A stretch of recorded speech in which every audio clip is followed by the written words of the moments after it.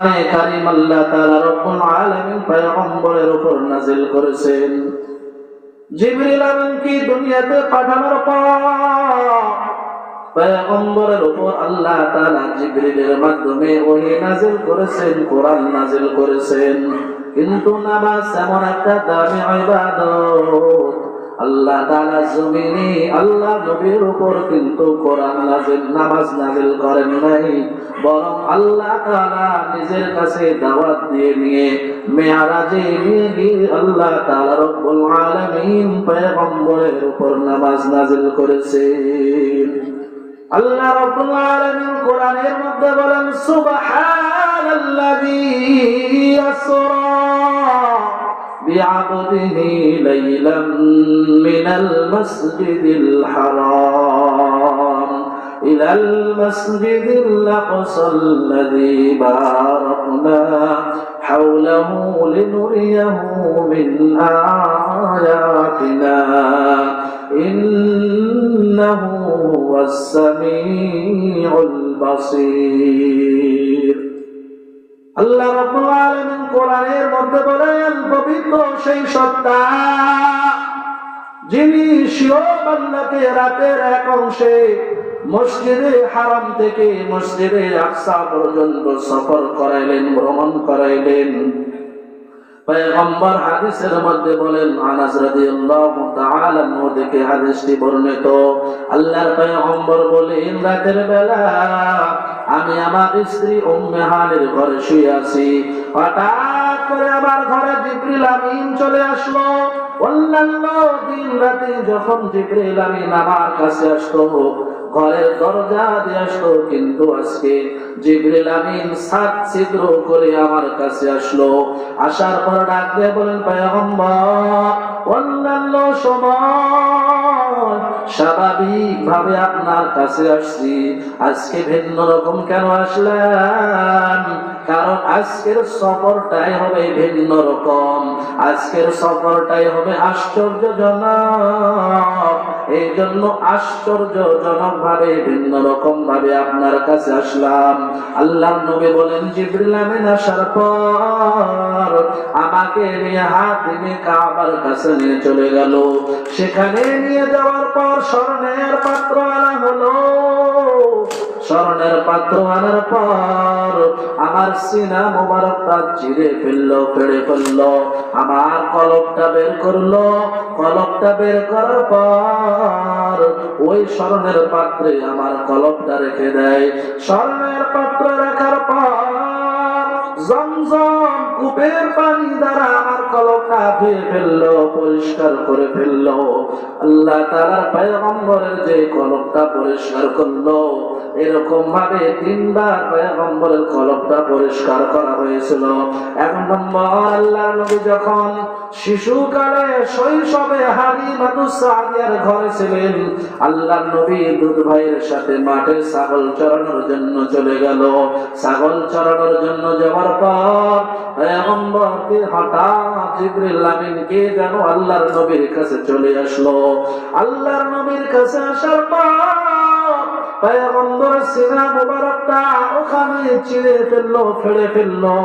শৈশবে আল্লাহর পয়গম্বরের সিনা মুবারকটা কলবটা পরিষ্কার করে যথাস্থানে আবার কলবটা রেখে দেওয়া হয়েছে।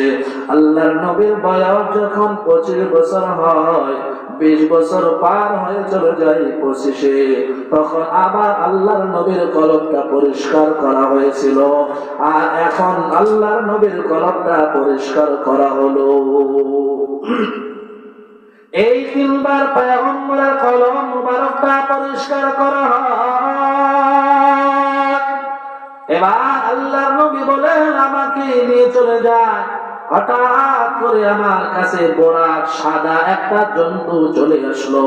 পয়গম্বর বলেন, এই জন্তুটা এত দ্রুত দৌড়াইতো, মানুষের চোখের পাওয়ার, চোখের দৃষ্টি যত দূরে যায়, ওই বোরাকের এক একটা ধাপ, এক একটা গতি এত দূরে চলে যায়। সুবহানাল্লাহ। আল্লাহ নবী বলেন, বোরাকে চলে চলতে লাগলাম, আরোহণ করতে আরম্ভ করে দিয়েছি। চলতে চলতে চলতে বাইতুল মাকদিসে চলে গেলাম। যাওয়ার পর পয়গম্বর বলেন, আমার ঘোড়াটা সেখানে বেঁধে রাখলাম। 2 রাকাত নামাজ আদায় করলাম। নামাজ আদায় করার পর জিবরিল আমিনের সাথে চলতে শুরু করে দিলাম। আল্লাহর নবী জিবরিল আমিনের সাথে চলতে চলতে প্রথম আসমানে যায়। প্রথম আসমানে যাওয়ার পর জিবরিল আমিন দরজায় টোকা দেয়, দরজা খুলে দাও। দরজার প্রথম আসমানের ফেরেশতা ডাক দিয়ে বলে, কে? আমি হলাম জিবরিল আমিন। সঙ্গে কে? মুহাম্মদুর রাসূলুল্লাহ। আল্লাহ তাআলার কাছে কি ওনাকে ডাকা হয়েছে? বলে হ্যাঁ। এবার দরজা খুলে দেয়। পয়গম্বর সেখানে যাওয়ার পর সেখানে দেখেন বাবা আদম আলাইহিস সালাতু ওয়াস সালাম বসা। জিবরিল আমিন ডাক দিয়ে বললেন, ও পয়গম্বর, ইনি হলেন আদি পিতা আদম আলাইহিস সালাতু ওয়াস সালাম। আদম আলাইহিস সালাতু ওয়াস সালামের সাথে নবীজি সাক্ষাৎ করলেন। আদম পয়গম্বর নবীজির জন্য কল্যাণের দোয়া করেন। এবার পয়গম্বর সেখান থেকে আবার দ্বিতীয় আসমানে চলে যান। দ্বিতীয় আসমানে যাওয়ার পর সেখানে ইয়াহইয়া আলাইহিস সালাতু ওয়াস সালাম এবং ঈসা আলাইহিস সালাতু ওয়াস সালামের সাথে সাক্ষাৎ হয়। তারা দুজন পয়গম্বরের জন্য কল্যাণের দোয়া করলেন। তৃতীয় আসমানে যাওয়ার পর ইউসুফ পয়গম্বরের সাথে দেখা। আল্লাহর নবী বলেন, ইউসুফ পয়গম্বর আমার জন্য কল্যাণের দোয়া করলেন। আল্লাহ পাক ইউসুফ পয়গম্বরকে এত সুন্দর করে বানিয়েছিলেন। আল্লাহর নবী বলেন, পৃথিবীর যত সৌন্দর্য আছে অর্ধেক সৌন্দর্য আমার আল্লাহ ইউসুফ পয়গম্বরকে দিয়ে বানিয়েছিলেন। সুবহানাল্লাহ। মিশরের নারীরা জুলাইখাকে বলল, জুলাইখা তুমি তো বাদশাহ স্ত্রী, বাদশাহ স্ত্রী হওয়ার পর তুমি একজন গোলাম, ইউসুফের প্রেমে কেন হাবুডুবু খাচ্ছ? ইউসুফের প্রেমে কেন হাবুডুবু খাচ্ছ? কি এমন দেখেছো ইউসুফের মধ্যে? তো জুলাইখা বলল, ঠিক আছে, আমি কেন পাগল তোমাদেরকে দেখাইতেছি। মিশরের কয়েকজন মহিলা এই কথা বলেছিল। তাদের সকলের হাতে একটা করে আপেল আর ধারালো চাকু দিল জুলাইখা।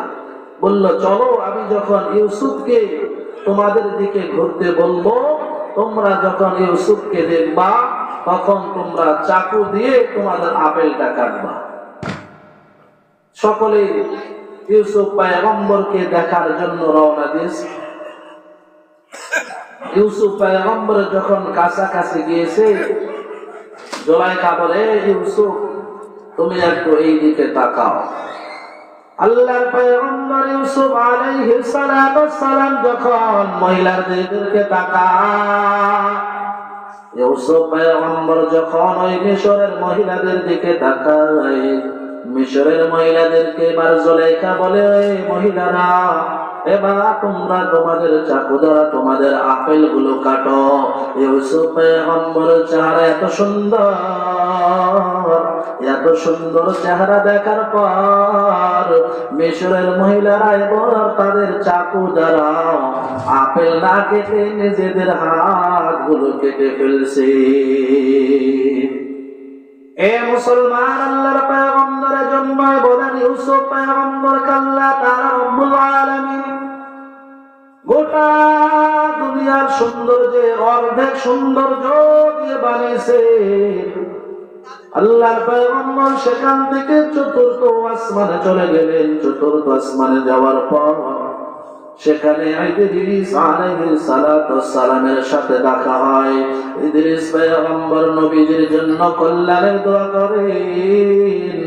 ইদ্রিস পয়গম্বরের সাথে দেখা হওয়ার পর এবার পঞ্চম আসমানে হারুন আলাইহিস সালাতু ওয়াস সালামের সাথে সাক্ষাৎ হয়। ষষ্ঠ আসমানে যাওয়ার পর সেখানে মুসা পয়গম্বরের সাথে দেখা হয়। সপ্তম আসমানে যাওয়ার পর ইব্রাহিম পয়গম্বরের সাথে দেখা হয়। আল্লাহর নবী বলেন, এই আল্লাহর নবী বলেন পয়গম্বর ইব্রাহিম বাইতুল মামুরে হিলান দিয়েছে। বাইতুল মামুর এমন একটা দামি ঘর, আল্লাহর পয়গম্বর বলেন প্রত্যেকদিন 70,000 ফেরেশতারা বাইতুল মামুরে ওই বাইতুল মামুরের চতুর্দিকে তাওয়াফ করেন। একটা ফেরেশতা ওই 70,000 ফেরেশতারা একবার যে তাওয়াফ করেন কিয়ামত পর্যন্ত ওই ফেরেশতারা আর তাওয়াফ করার চান্স পাবে না। আল্লাহ তাআলা এত কোটি কোটি অসংখ্য অগণিত ফেরেশতা তৈরি করেছেন মানুষ। আপনি আমি যদিও আল্লাহর ইবাদত না করি আল্লাহর কোনো ক্ষতি নেই রে ভাই। আল্লাহ রাব্বুল আলামিনের কোনো ঠিকানা পয়গম্বর আল্লাহ তাআলার হাবিব বলেন এরপর আমি চলে গেলাম সেখানে সিদরাতুল মুনতাহায়। সিদরাতুল মুনতাহায় যাওয়ার পর সেখানে দেখলাম ওই গাছের পাতাগুলো হাতের কানের মতো আর ফলগুলো মটকার মতো। একবার যে আল্লাহ তাআলার সাথে সাক্ষাৎ হয়, আল্লাহ রাব্বুল আলামিন পয়গম্বরের উপর 50 ওয়াক্ত নামাজ নাযিল করলেন। 50 ওয়াক্ত নামাজ নিয়ে পয়গম্বর রওনা দেন। 50 ওয়াক্ত নামাজ নিয়ে যখন চলে আসেন ষষ্ঠ আসমানে পয়গম্বর মূসার সাথে সাক্ষাৎ হয়। পয়গম্বর মূসা বলেন ও পয়গম্বর আল্লাহ রাব্বুল আলামিন আপনার উপর আপনার উম্মতের জন্য কি হাদিয়া দিলেন? আল্লাহ পয়গম্বর বলে আল্লাহ তাআলা আমার উম্মতের জন্য 50 ওয়াক্ত নামাজ নাযিল করেছেন। আল্লাহ তাআলা পয়গম্বরকে মূসা পয়গম্বর বলেন ও পয়গম্বর 50 ওয়াক্ত নামাজ আপনার উম্মত আদায় করতে পারবে না, আপনি একটু যান আল্লাহর কাছে গিয়ে আপনার নামাজগুলো কমায়া নিয়ে আসেন। পয়গম্বর আল্লাহর কাছে যান। আল্লাহর কাছে যাওয়ার পর 50 ওয়াক্ত নামাজ থেকে 5 ওয়াক্ত কমিয়ে নিয়ে আসেন। আবার পয়গম্বর মূসা বলেন আবার যান। এভাবে যেতে যেতে আস্তে আস্তে করে 45 ওয়াক্ত নামাজ কমিয়ে দিয়েছে আল্লাহর পয়গম্বর। এবার চলে আসতেছেন মূসা পয়গম্বর বলেন আবার যান, আবার নামাজ কমিয়ে নিয়ে আসেন। আপনার উম্মতেরা এই 5 ওয়াক্ত নামাজ ঠিক মতো আদায় করতে পারবে না। আল্লাহর হাবিব বলেন না না, বারংবার যেতে আমার লজ্জা করে আর আমি যাব না। এবার পয়গম্বর যখন 50 ওয়াক্ত নামাজ কমানোর পর 5 ওয়াক্ত নামাজ নিয়ে চলে আসেন। আল্লাহ বলেন ও পয়গম্বর ও আমার হাবিব আমি আল্লাহ 50 ওয়াক্ত নামাজ আপনার উম্মতের উপর দিয়েছিলাম, আমি আল্লাহ কমাইতে কমাইতে 45 ওয়াক্ত কমিয়ে দিয়েছি। আমি আল্লাহ সওয়াবে কমাই নাই। আপনার যে উম্মত 1 ওয়াক্ত নামাজ আদায় করবে আমি আল্লাহ 10 ওয়াক্ত নামাজের সওয়াব দিয়ে দিব। সুবহানাল্লাহ। তার মানে 50 ওয়াক্ত নামাজ দিয়েছিলেন, 5 ওয়াক্ত নামাজ আদায় করলে 50 ওয়াক্ত নামাজের সওয়াব পাওয়া যাবে। আল্লাহ তাআলা বলেন ও পয়গম্বর আপনার উম্মত যখন একটা নেক আমল করার নিয়ত করবে, নিয়ত করার সাথে সাথে আমি আল্লাহ একটা নেকি লিখে দেব। আর বান্দা যদি ওই নেক আমলটা করে তাহলে আমি আল্লাহ 10টা নেক আমল করার সওয়াব দিয়ে দেব। সুবহানাল্লাহ। তাহলে আল্লাহ তাআলা আপনাকে আমাকে কত মহব্বত করেন। একটা নেক আমল করলে 10টা নেক আমলের সওয়াব দেওয়া হবে। তো নেক আমলের মধ্যে ইবাদতের মধ্যে সর্বশ্রেষ্ঠ ইবাদত হলো নামাজ। কি ইবাদত ভাইজান সকলে বলি? নামাজ। যে নামাজটা আল্লাহ জমিনে নাজিল করেন নাই, নবীজিকে নিজের কাছে ডেকে নিয়ে গিয়ে আল্লাহ তাআলা